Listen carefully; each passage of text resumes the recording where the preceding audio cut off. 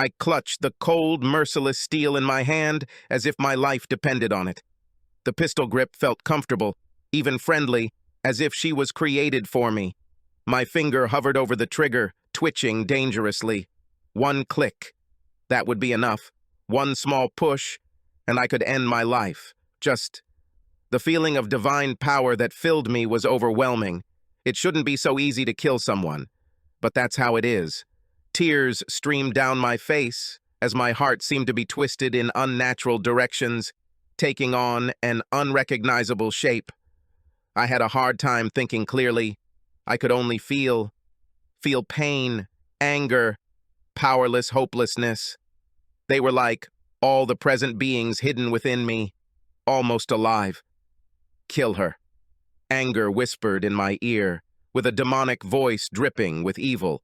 The pain, on the contrary, screamed loudly in agony. Hopelessness just wanted to give up and give up on life altogether. All three of them were forced to witness the same horrific show that I had the front seats to see. "Just pull the trigger," my dark passengers chanted. "Make us feel better." My mind tried to intervene. The good, decent person inside of me tried to bring me back. He told me that nothing would be the same after this. It will be impossible to return to the way things were before. My fate will be determined. I will officially become a murderer. What is he talking about? Everything has already changed. She ensured that, when she chose him over me, her choice brought the three of us here. It's her fault. She did it. Now shut up and let me do what she's supposed to do. The terrible day when she told me that our life together was over was a week ago. With a voice full of regret and a lump in her throat, she said she needed to leave. She needs to be with him, with her love. I would like to say that I took this news like a real man. I would like to say that I told her to go to hell and slammed the door behind her forever. But I didn't do any of this. Instead, I gave away all my pride, every bit of it. I laid it at her feet when I begged her not to leave. I fucking begged, sitting there, sobbing like a widow at a funeral, begging her to love me more than she loves him. We've been through so much. We had plans for the future. We were going to take our baby and move into that big house she loved so much. This was her dream home. She had imagined herself in such a house since childhood, and yet these plans were not enough for her to decide to stay with me. Our love was not strong enough to keep her from going to him again and again. It certainly wasn't enough to make her give him up. "I'm sorry you found out this way. I love you, I really do. But I can't give him up. I have to follow my heart," she cried, hugging me, begging to understand me. I felt the wetness on her cheeks as she pressed herself against me. Her ragged sighs danced on my neck with every sob. What did she want me to understand? Did she really expect me to make it easier for her? That I should have just given her my blessing to find happiness without me? Has she gone crazy? I gave her everything. All. I would have given more if she had asked. But this is something I would never give her. I would never give her my blessing to be with another man. How can any man put up with this? How can he just sit idly by while the woman he loves lies with another man? I'm gonna kill her. She must die. I aimed at her back. The iron sights protruding from the front of the pistol were positioned perfectly between 2 points on the back, just as I had practiced at the range. It was perfectly level, pointing directly at the spot on her spine that he wanted to destroy. Hitting the target, I could finish her at any moment and she wouldn't even know what hit her. The shoulder blades of her shoulders moved rhythmically as her shadow danced on the wall of the room in the candlelight. Her small, manicured hands were firmly planted on his chest to provide her with the force she needed as she sensually moved her hips from top to bottom. Even the softness of her silhouette was beautiful. How could a scene so beautiful and erotic be so disgusting? My mind mocked me with memories of running my hands along the curve of her back. I could practically feel her soft skin on my lips as I kissed her from her shoulder blades to the curve of her buttocks. The mirage of her eyes looking at me longingly as we made love was almost real enough to make my lips turn up into a smile. A slight groan filled the air, snapping me out of my thoughts. She threw her head back and sighed after moaning, as if preparing for the next one. Although I couldn't see her face, I knew exactly what it looked like. It was the expression of a beautiful woman on the verge of a peak. I've seen this so many times that I could probably close my eyes and paint a picture. Her trembling lips were parted, her eyes were squeezed shut, and her forehead was wrinkled in an intense expression. Her hips sped up as she chased that moment of sweet release. The two of them moved in harmony, each working in unison with the other. They completely surrendered to the moment. They were like passengers on a blissful journey. I remembered the days when we were in harmony the same way. Damn, that was just a week ago. That bastard's hands caressing her breasts made me feel nauseous to the point of almost vomiting.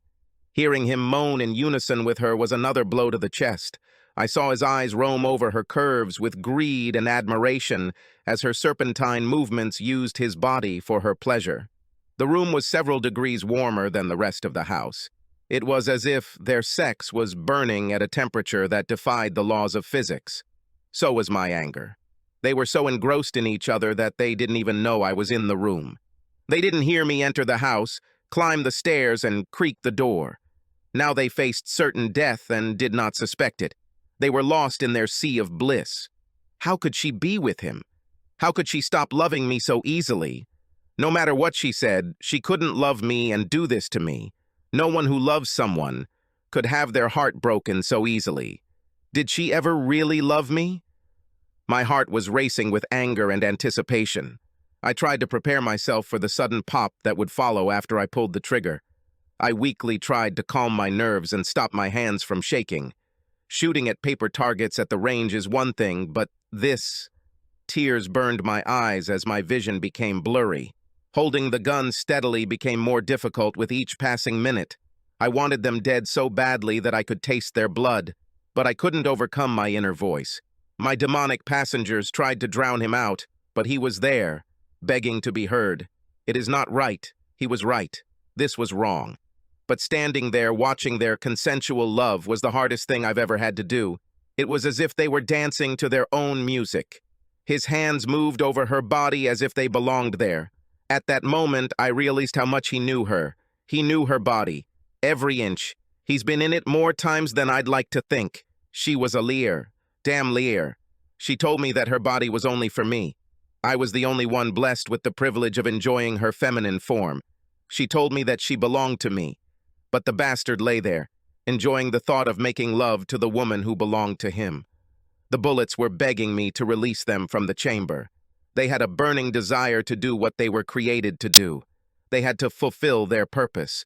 They were hungry. They had an insatiable desire for blood. His blood. Her blood. They would even take mine if I was ready.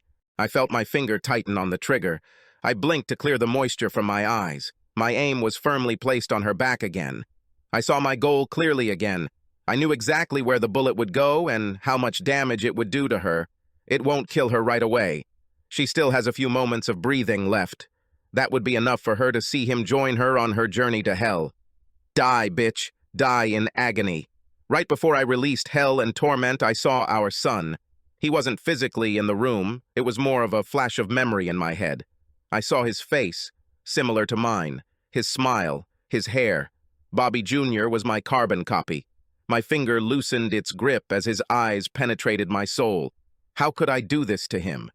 This act of revenge will not end with the bloodshed of the traitor in the arms of her lover. This will only be the beginning for Bobby. My revenge will be at his expense. Crap. I wasn't the most attentive father. I wasn't there for him like a father should have been. I was practically a stranger to him. However, I loved him. In my own way, I loved him. Did I love him enough to let his mother leave with my heart set on fire? Did I love him enough to let the past go for his own good? Yes. I loved it. At this thought, the gun began to lower. It was no longer aimed at her back. I died a little more inside, letting my chance for justice slip away. I needed it. I really needed this. But he needed her more than I needed retribution. With my decision made, I began to slowly retreat from the room. I quietly, easily took each step as I began to leave. In the background, The two fools continued to make love, completely unaware of how close they had come to their end. I was almost out, almost free from revenge. My soul remained intact. But fate has a cruel sense of humor. Just as I decided to do the decent thing, I heard it. A soul-rending sound that was so terrible, so wrong, that it almost killed me. "I love you, baby." Her gentle voice was barely audible, but the words were deafening. Those 4 words instantly consumed me, filling me with such agony that it almost paralyzed me. She spoke the same words to me, in the same voice, trembling with pleasure, but they were full of love and tenderness. She loved him. Did she love him? Instantly, I found myself overboard and drowning in a sea of pain, hopelessness, despair, and white-hot anger. I couldn't swim, couldn't breathe. The water was too rough, the waves were too strong. The more I struggled, the more my lungs burned and filled. Finally, I gave up. I wasn't strong enough to fight it. Fate has won. They are finished. I will end their world forever. But not like that. Not with this gun. I will not give them a world of quiet death.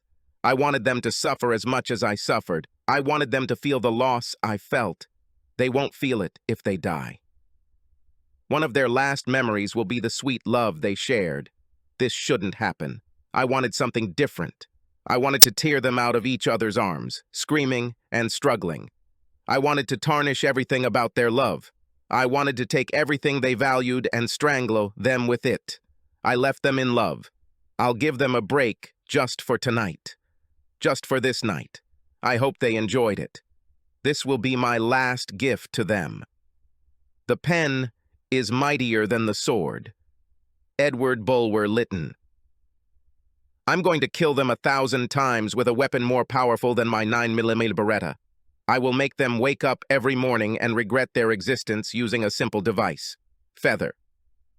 30 minutes later, I walked into my empty apartment with a sinister smile on my face. The sadness and pain I felt was hidden by my insatiable desire to see them suffer. I wanted to see her face, contorted by such deep loss that it matched what I saw in the mirror when I thought of her. I sat down at my desk and took out a pen and notepad. Then I started writing. The words came out of me like vomit. My pain was ripped out and scattered across the paper. It took 5 drafts until I read what I wrote and was happy with it. Then I sealed their fate in an envelope, added a stamp, and went to the nearest mailbox to drop it there. I could have just left it as outgoing mail in my mailbox, but I needed to make that walk and drop it in the mailbox to make sure I couldn't change my mind. As soon as I dropped the letter in the mailbox, I was overcome with a lonely feeling of rejection, as well as anger at the betrayal. As I walked home, my shoulders sagged under the weight of the world. Damn it! I hated her to the core. I hated her. I still loved her. My pride didn't want to admit it, but it was true. I will love her for a while longer. However, there was still a small spark of hope within me. I knew life would go on one way or another. No matter what happens to Rachel, days will turn into weeks, which will turn into months and years. One day, all today's events will disappear into the oblivion of history. They will turn into a sad story of my past. The events of tomorrow will eclipse the events of today. As I approached the threshold of my house, I chuckled to myself at one last thought. In about 3 days, I will change her life in such a way that she will never forget me. No matter how much time passes, she will never be able to dismiss me as a historical detail in the story of her life. I'll be the bastard who changed her future. Letter, dear Robert Hamsley. Sherry, my name is Jonathan. You don't know me, so don't bother trying to remember my face. We met once about 3 years ago, but I doubt you remember me. It was at a Christmas party that the company throws every year. You were so engrossed in your conversation with Rachel that you barely noticed me. The way you looked at her and danced with her made it seem like there was no one else in the room. No matter how many times she confessed her love to me, it couldn't compare to the way she looked at you that night. Then I realized it. I realized that she loves you more than me. This was the first time I even became aware of your existence. She had never mentioned you at work before. She didn't even wear a wedding ring. As soon as she entered the building, you did not exist for her. I shouldn't have been at that party. She tried to come up with any excuses to leave me at home, but I insisted. I wanted to be with her that night, so I ignored her weak excuses and came anyway. Boy, what a surprise awaited me. I had to kick the hell out of her and run away as quickly as possible, but I couldn't. I refused to believe it, even though my head was telling me the truth.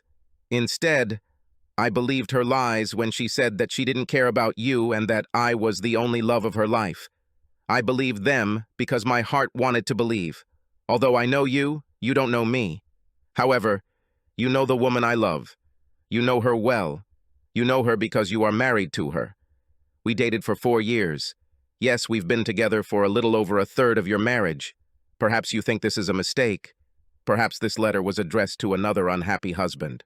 Or maybe I'm confusing your Rachel with another woman with the same name. That last ray of hope that you're desperately trying to cling to makes it impossible for you to believe that your wife could do this to you.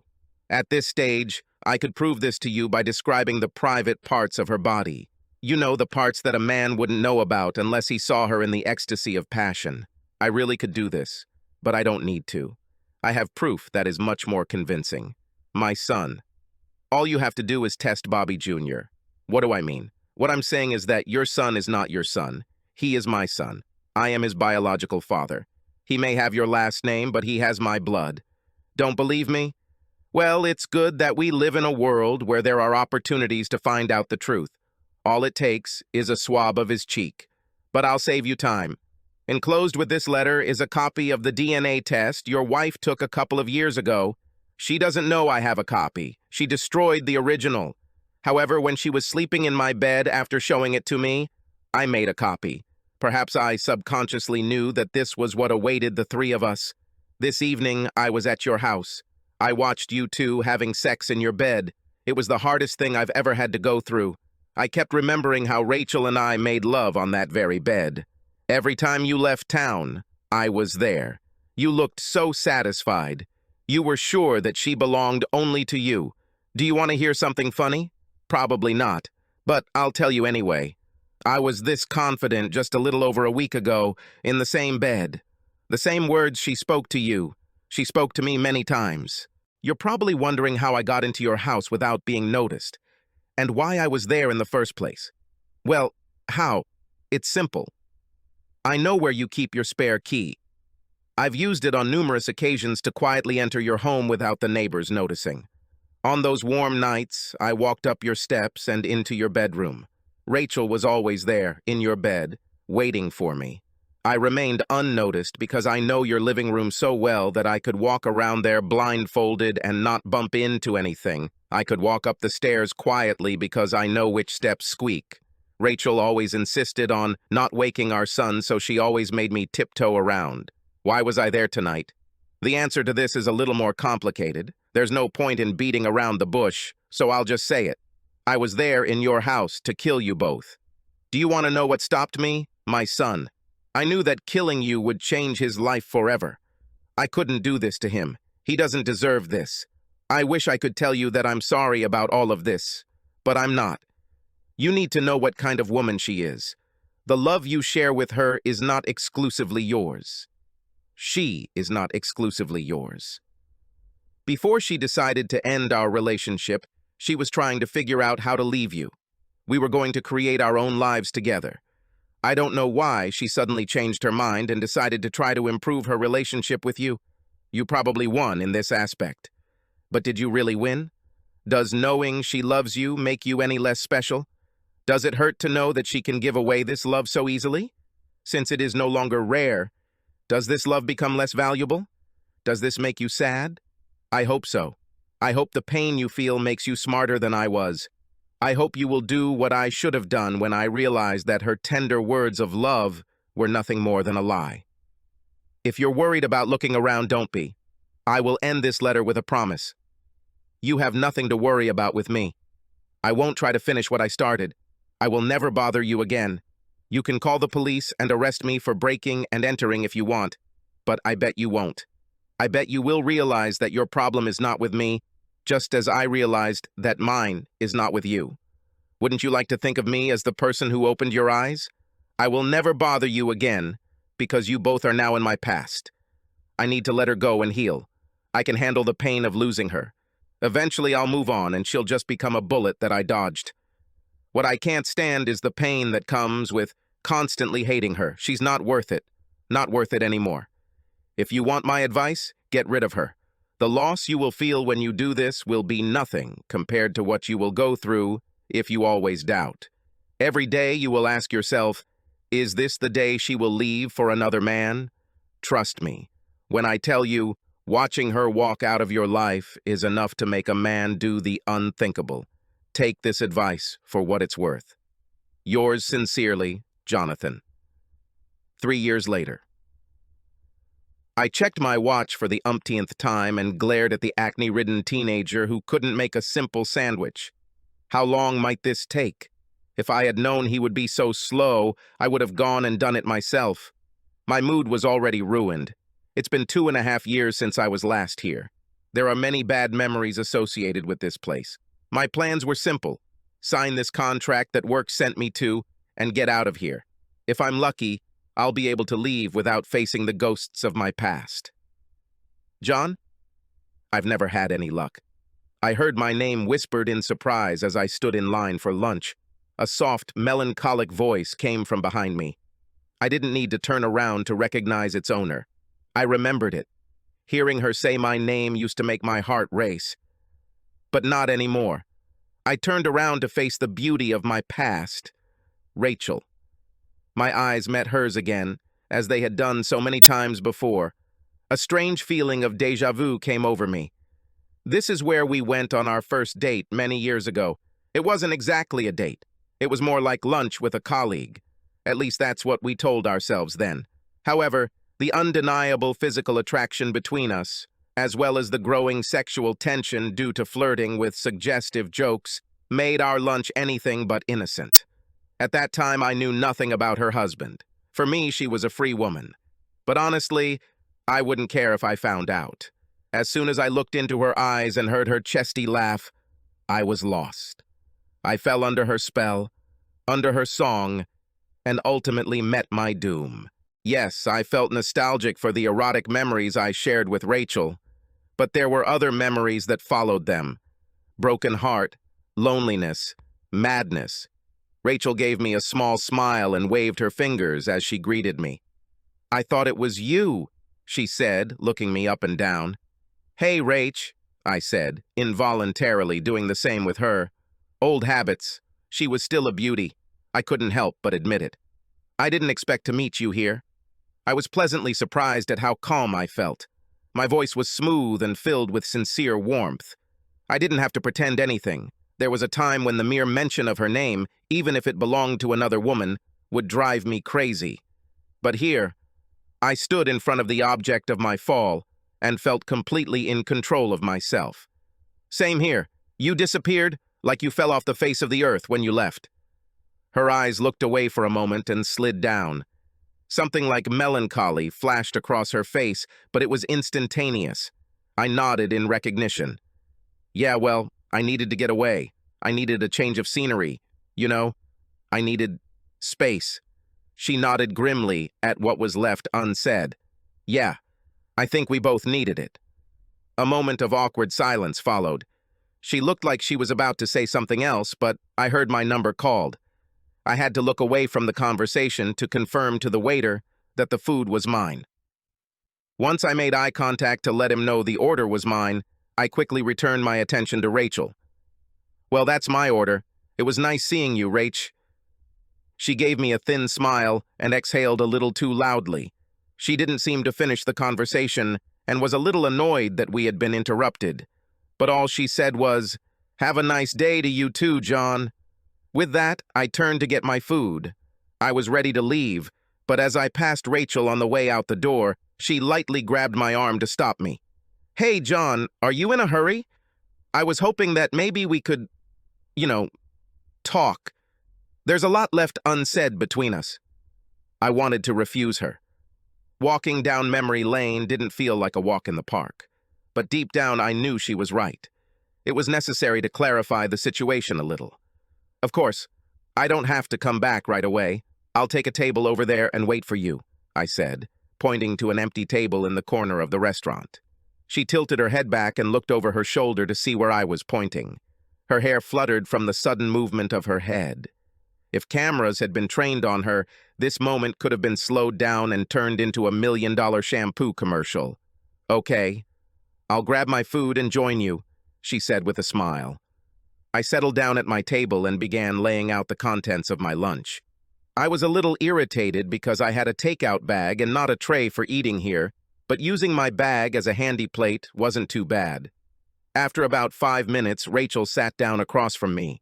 At first, we both ate tea in silence. It was her meeting, so I assumed she would start the conversation. Although I had some pressing questions that had been plaguing me for the past few years, I couldn't find the words to ask them. I was hoping she would start talking and somehow lead me to what I needed to know. She seemed to have the same hopes, so we both sat in awkward, tense silence, chewing. Neither of us attempted to make eye contact with the other. From the corner of my eye, I saw her looking at the far wall. I did the same. Finally, she quietly asked, "Why did you do this to me, John? Why did you ruin my life?" I looked at her and saw that her eyes were filled with tears. "Gun or letter?"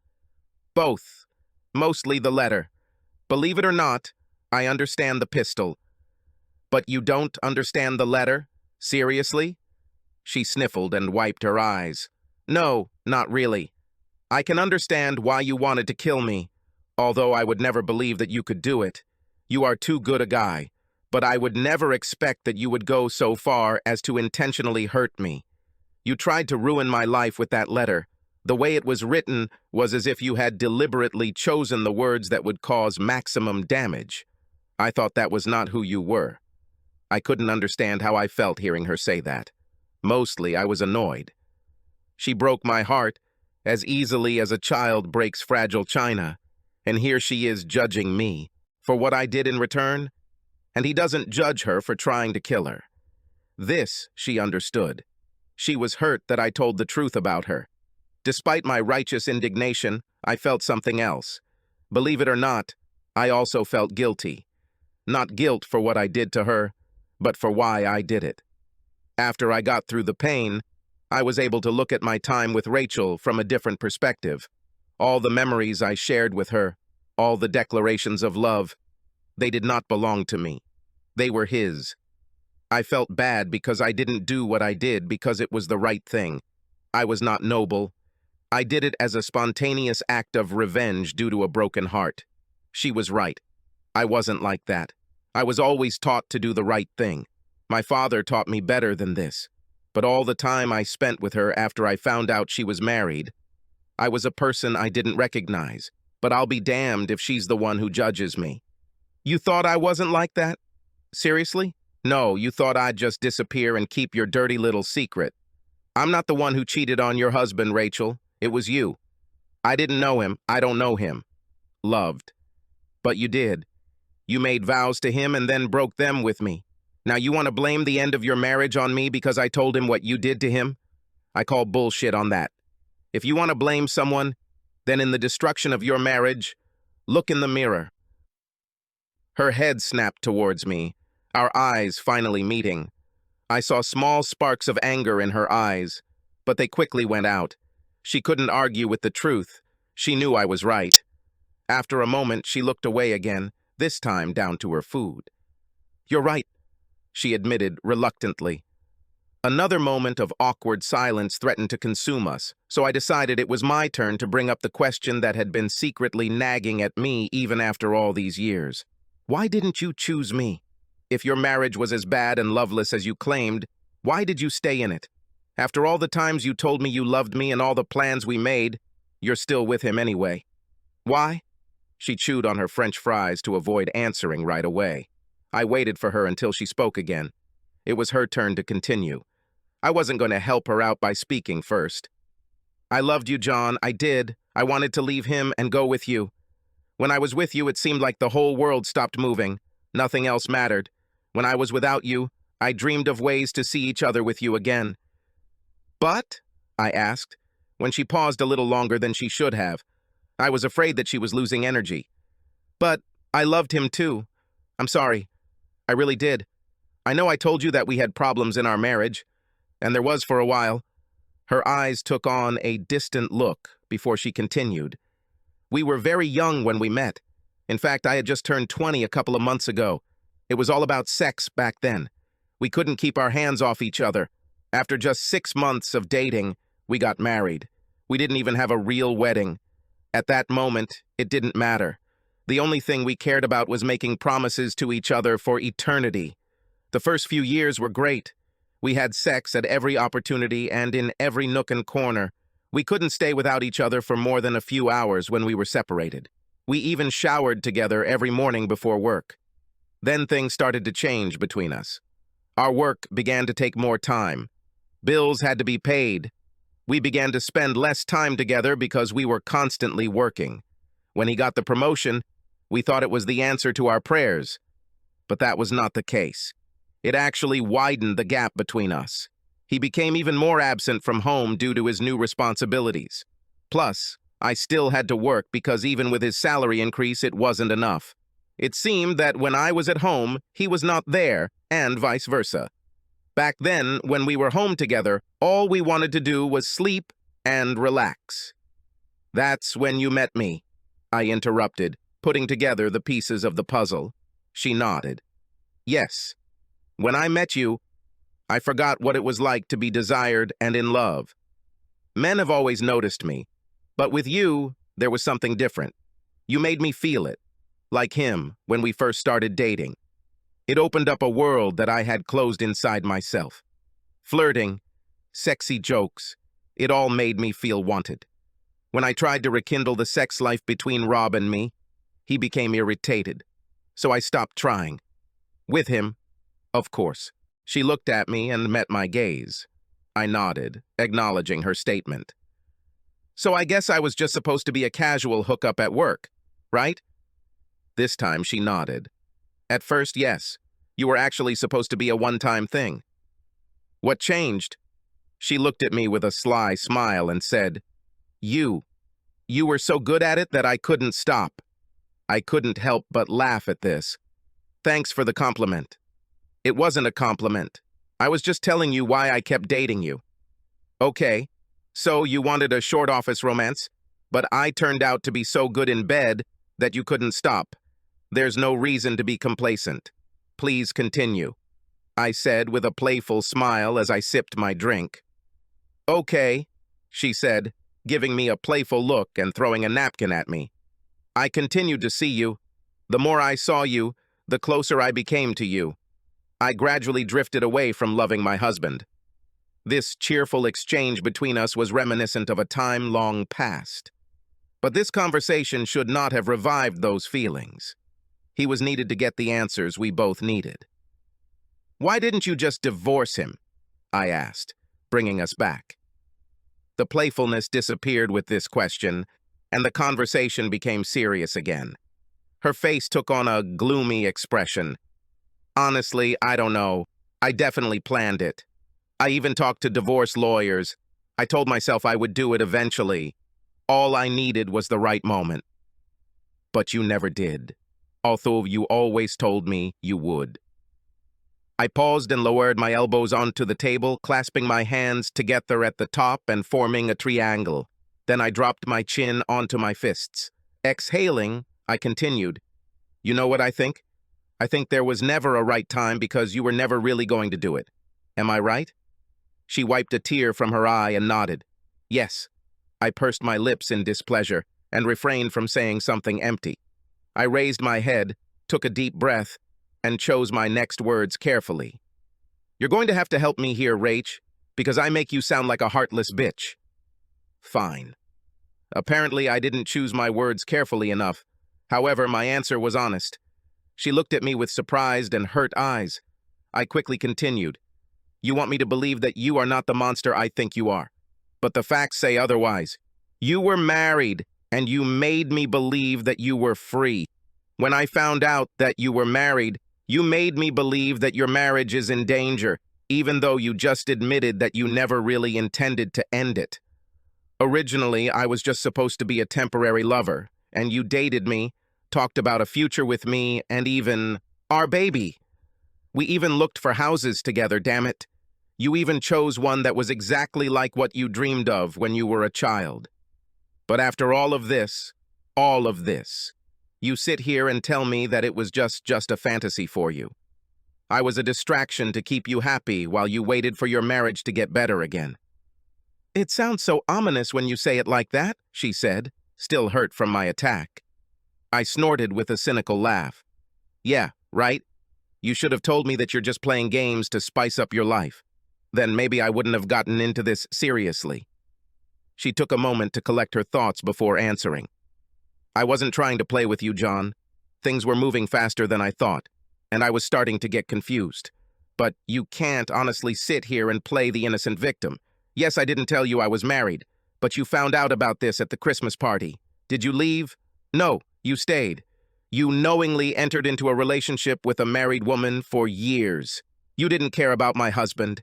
In fact, you wanted me to leave him and put you in his place. Your sacred desire for truth and justice only appeared after I didn't choose you. I may be a cheater, but guess what? So are you. At least I admit it after all these years. So please come down from your high horses and stop judging me as if you were some unwitting victim. We fell silent for a moment as if we both needed a break. I didn't want to admit it, but there was a lot of truth in her words. I really contributed to all of this. Of course, most of the blame lies with her, but I also made a significant contribution to what happened after. The only real victim in all of this was Rob. However, she was crazy if she thought I was as guilty as she was. Whatever happens, you still lied to me. Not only about you being married, but also about how little your marriage meant to you. You kept telling me that everything was bad between you, but I saw how he looked at you that night, the way you looked at each other. There was real love there. You misled me because you knew that if you had told me the truth, I wouldn't have fallen in love with you. That's what you think? Do you think I started this whole thing to make you fall in love with me, only to then leave you at the last moment? Come on, John. She adjusted herself in her seat and crossed her arms. We sat in silence, listening to my watch counting the seconds. All around us, people were talking and having fun, as if we did not exist. Funny how life works. No matter how much trouble your world is filled with, everything else moves without hesitation. Listen, John, she started again, breaking the silence. When you were supposed to be temporary, I didn't tell you about Rob because I didn't think it mattered. The plan was to meet, get some relief from the stress, and then leave with good memories. I always thought my marriage was okay. We'll work out eventually. I figured we'd both win. I get a break from a distant marriage, and you get free sex with no strings attached. What I didn't expect was for you to be so sweet and funny. I didn't expect the sex with you would be the way he was. You made me feel beautiful. I should have stopped it after that time. You were a problem for me, but I didn't. After some time, I started feeling very attracted to you. When it happened, it became harder to tell you. Then the Christmas party happened. Yes, Christmas party, I said bitterly, remembering that night. Finding out that the woman I fell in love with was actually married to someone else was a gut punch to no end. She shrugged. You say Rob and I looked so in love that night. That's what we looked like to everyone. Everyone thought we had the perfect marriage. We were good at it, pretending everything was fine. But you chose him in the end, so it couldn't be completely fake. She gave a nostalgic smile before speaking further. Something happened between us. I couldn't say exactly when or what it was, but something clicked. Perhaps it was on his part. Or perhaps I was just emitting a different aura. I don't know. All that I know, it's that we started getting along again. It was like we'd been in this thick fog for so long that we forgot about the sunshine. Then suddenly everything cleared up and we finally saw each other. I snorted and shook my head. Then I smiled bitterly and said, "You just needed to get rid of that annoying affair." She reached across the table and grabbed my hand. "You may have started out like this, but you've become so much more. You may be angry at me for a lot of things. God knows you have a choice. But I can't let you think that the decision to let you go was made lightly. It was one of the most difficult decisions I've had to make. I pulled my hand out of hers.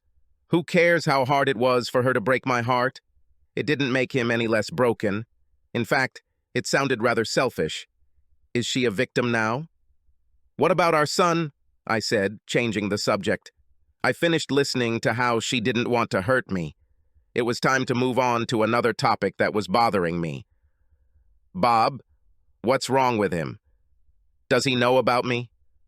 Her eyes were full of tears again. No, he's only 6. He's too young to understand. Luckily, he was young enough that he didn't fully understand what was going on between his dad and me. All he knows is that Dad doesn't live with us anymore, but he still spends a lot of time with him. He gets double gifts for Christmas and birthdays, and his dad comes and takes him out for ice cream. If I ever tell him about you, it will be years later. She wiped her eyes, then thought about something. She looked at me with narrowed eyes and asked, "Why are you asking about him?" Just curious, I guess. You know, I've always wanted a son.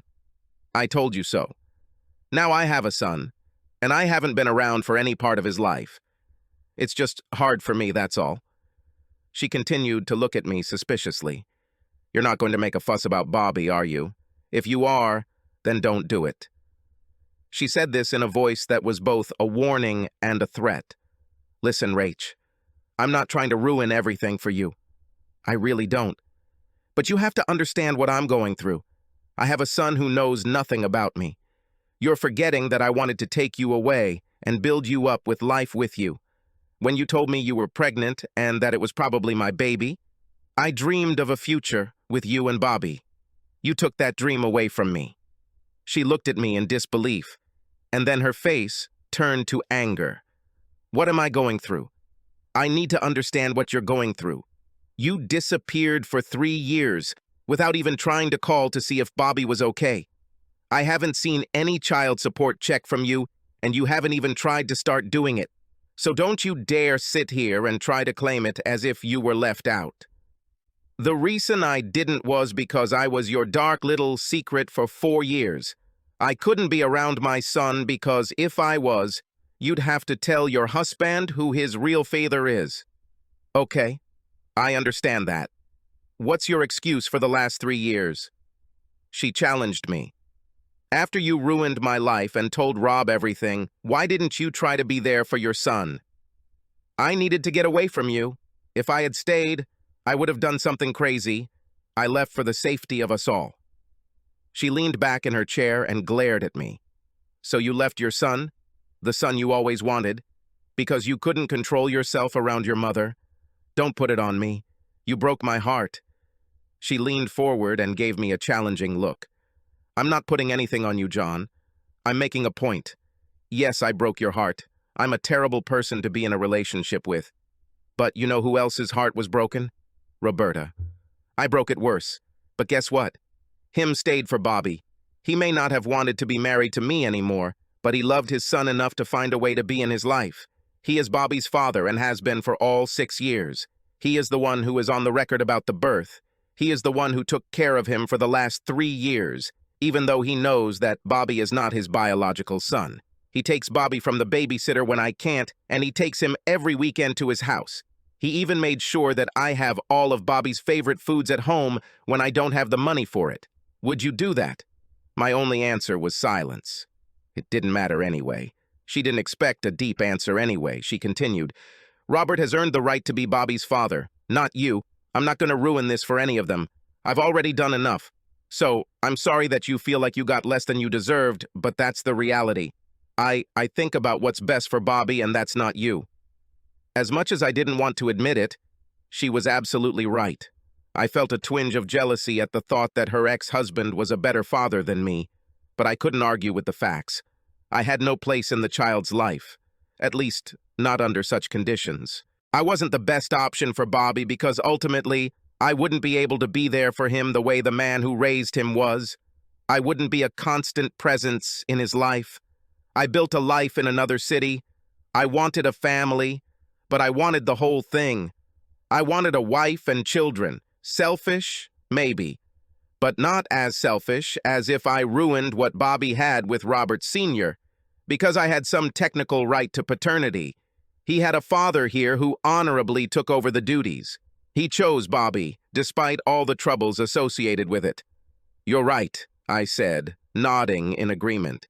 She visibly relaxed and took a deep breath, as if she had been holding her breath for a long time. "I just have one last question, Rach. If you could start over, would you do anything differently? Would you choose me?"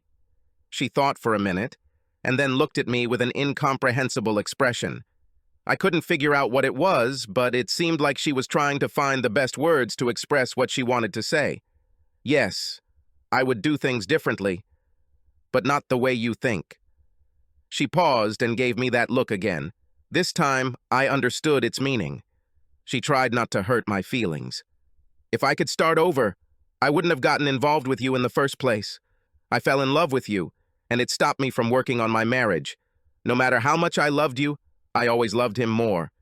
I didn't understand. Before it was too late because I wasn't honest with you or myself. I had the love of two wonderful men, and I lost them both because I didn't listen to my heart in the first place. Even though I had already gotten over the pain of the past, it still hurt to hear that our time together was a mistake in her eyes. I agreed with her, but it still felt like another refusal. However, it was exactly what I needed to hear. I also believed that this was what she needed to tell me. She needed to say the words out loud for them to have power. They had probably been swirling around in her head ever since her husband received the letter. Saying them out loud and hearing them spoken gave us both a sense of closure. We could both close this chapter of our lives and put it away forever. Our lunch ended soon after. There was nothing more to say. As we left the restaurant, we said goodbye. We even hugged each other one last time. Goodbye. Then she went left and I went right. Every step we took us further and further away from each other until we were completely out of each other's lives. Neither of us turned to look at the other's retreating figure. Subscribe to our channel so that your second chaff doesn't cheat on you, and go ahead and listen to the next story, because this story is nothing compared to the next one. If you're under 18, don't even think about listening to the next one.